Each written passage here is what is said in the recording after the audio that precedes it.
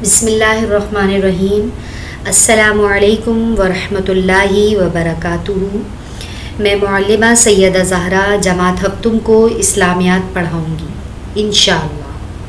تو آئیے طالبات اپنے سبق کا آغاز کرتے ہیں۔ ہر کتاب کے شروع کرنے سے پہلے ہر سال جو ہم دعا پڑھتے ہیں، آئیے وہ پڑھ لیں ہم۔ رب یسر ولا تعسر وتمم بالخیر، رب اشرح لی صدری ویسر لی امری واحلل عقدۃ من لسانی یفقہوا قولی، رب زدنی علما رب زدنی علما رب زدنی علما۔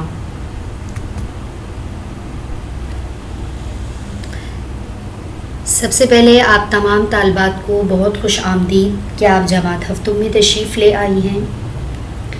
اس کے بعد اللہ کا شکر ادا کرنا چاہیے ہم سب کو کہ الحمدللہ البدر میں درسی عمل کا دورانیہ شروع ہو چکا ہے۔ طالبات، سبق کے آغاز سے پہلے آپ کے سامنے کچھ ضروری ہدایات ہیں۔ امید کرتی ہوں کہ آپ اس پر مکمل طور پر عمل کرنے کی کوشش کریں گی۔ سبق کے آغاز میں تسمیہ اور دعاؤں کا اہتمام کیا جائے۔ موجودہ حالات کے پیش نظر اس طریقہ تدریس کو غنیمت اور نعمت جانتے ہوئے مکمل تیاری کے ساتھ بیٹھیں۔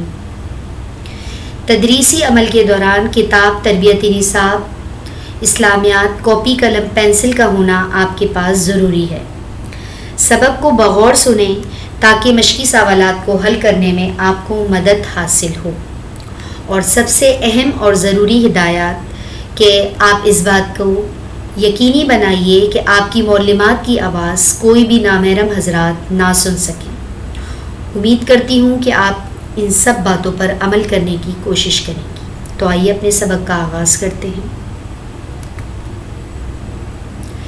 بیٹا، ہمارے سب سے پہلے سبق کا نام ہے رسولوں پر ایمان۔ باب اول ایمانیات، رسولوں پر ایمان۔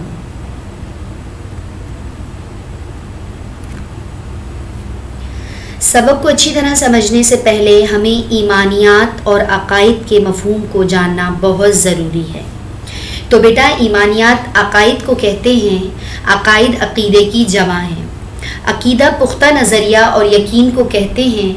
دل سے کسی چیز کو مان لینا، جس طرح ہمارا ایمان ہے کہ اللہ ہمارا مالک ہے، اللہ ہمارا خالق ہے، یہ سب ایمان ہے۔ آپ کو ایک کلمہ نظر آ رہا ہے، لا الہ الا اللہ محمد الرسول اللہ۔ اس میں ہمارا یقین کیا ہے؟ ہمارا نظریہ اور عقیدہ کیا ہے کہ اللہ ایک ہے، اللہ کے سوا کوئی عبادت کے لائق نہیں ہے، اور محمد صلی اللہ علیہ وسلم اللہ کے رسول ہیں۔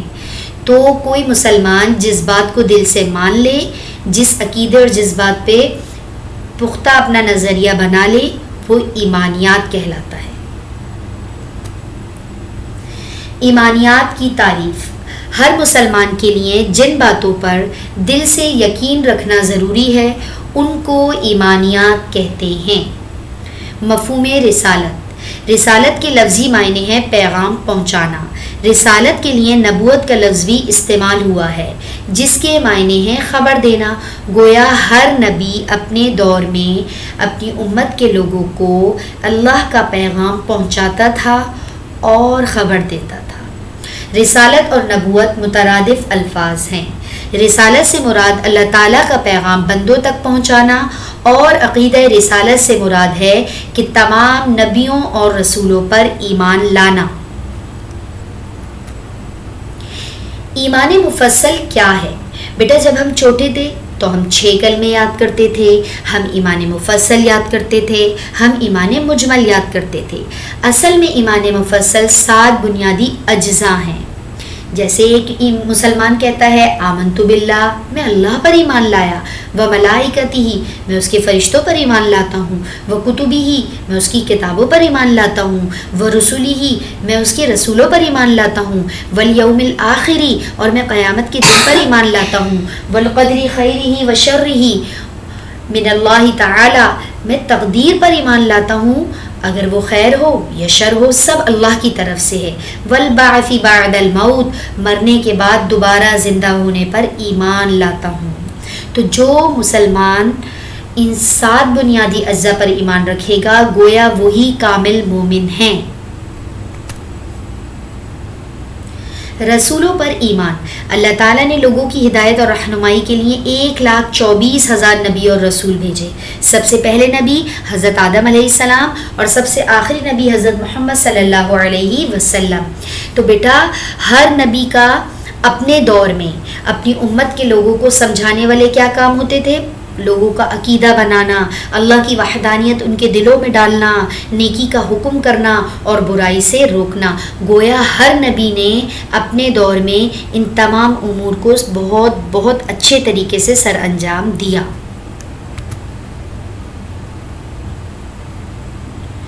رسولوں پر ایمان لانے کے لیے ان باتوں پر ایمان رکھنا ضروری ہے۔ اب بیٹا میں آپ کو 5 پوائنٹس ایسے بتا رہی ہوں کہ جو مسلمان ان 5 باتوں پر یقین رکھے گا گویا وہ رسالت پر مکمل طور پر ایمان رکھتا ہے۔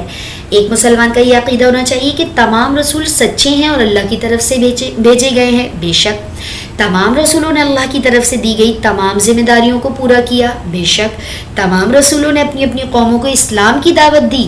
بے شک تمام رسول انسان تھے اور گناہوں سے پاک تھے۔ بے شک اور محمد صلی اللہ علیہ وسلم آخری نبی ہیں اور اب قیامت تک کوئی نیا نبی نہیں آئے گا، اور ہم سب ان سب باتوں پہ ایمان رکھتے ہیں گویا ہم مکمل طور پر رسالت پر ایمان لاتے ہیں۔ الحمدللہ۔ رسالت پر ایمان کے تقاضے۔ اب ہم رسالت پر ایمان تو لا رہے ہیں لیکن اس کے تقاضے کیا ہیں، اس کی بنیادی ضرورت کیا ہے؟ رسالت پر ایمان رکھنے کے لیے کن کن چیزوں کا ہونا ضروری ہے؟ گویا وہ امتی تعظیم رسول کرتا بھی ہے یا نہیں؟ گویا وہ امتی حب رسول اس کے دل میں ہے بھی یا نہیں؟ گویا وہ امتی اطاعت و اتباع اپنے نبی کی کرتا ہے یا نہیں؟ تو جو نبی کی تعظیم کرے گا گویا وہ نبی کی عزت اور احترام کر رہا ہے، وہ رسالت کے تقاضوں کو پورا کر رہا ہے۔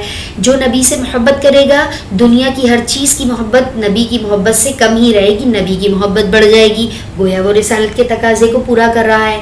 اطاعت و اتباع نبی کو فالو کر رہا ہے، جس چیز کا نبی حکم کر رہے ہیں وہ کر رہا ہے، اور جس سے نبی باز کر رہے ہیں روک رہے ہیں وہ اس سے باز آ رہا ہے، گویا وہ رسالت پر ایمان کے تقاضوں کو اچھے سے پورا کر رہا ہے۔ امید کرتی ہوں بیٹا کہ آپ کو سبق اچھے سے سمجھ میں آیا ہوگا۔ سبق کے جو چیدہ نکات میں نے آپ کے سامنے پیش کیے الحمدللہ آپ کو سمجھ میں آئے ہوں گے انشاءاللہ۔ باقی جو کمی رہتی ہے، جو چیز آپ کو سمجھ میں نہیں آئی، وہ ہم اپنی آن لائن کلاس میں انشاءاللہ اس تمام اشکالات کو ہم حل کریں گے۔ آپ نے یہ ویڈیو لیکچر سننے کے بعد، یہ ویڈیو دیکھنے کے بعد آپ نے سبق کی مکمل بلند خوانی کرنی ہے بیٹا، تاکہ آپ کتابی مشقوں اور سوال جواب کو اچھے طریقے سے حل کر سکیں۔ اور جب آپ بلند خوانی کریں گے تو آپ مشکل الفاظ کو انڈر لائن کریں گے، انشاءاللہ وہ تمام اشکالات ہم ڈسکس کریں گے اپنی آن لائن کلاس میں۔ امید کرتی ہوں ہر طالبہ کو ایمان مجمل اور مفصل بہت اچھے سے یاد ہوگی۔ آپ اس کی دہرائی کیجیے گا اور یہ سب کام ریٹرن ورک کرنے کے بعد آپ نے یہ سبق مکمل طور پہ یاد کرنا ہے۔ سب سے پہلے آپ نے اپنی کاپی اور کتاب پہ اچھے سے نام لکھنا ہے، آپ نے فہرست بنانی ہے، میقات اول کا سرورق بنانا ہے، رسولوں پر ایمان کا سرورق بنانا ہے، اور پھر آپ نے بہت اچھے خوشخط لکھائی میں اپنا کام کرنا ہے۔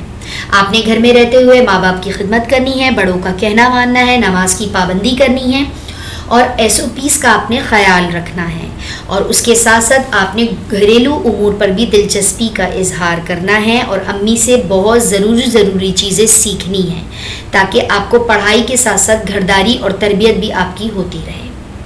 امید کرتی ہوں کہ آپ میری ان سب باتوں کو سن کے بیٹا اس پر عمل کریں گے۔ اللہ تعالیٰ ہم سب کے لیے آسانی والا معاملہ کرے، اللہ تعالیٰ جو ہے ہمارے لیے آنے والے وقت کو بہت آسان اور سہولت والا بنا دے۔ وما علینا الا البلاغ۔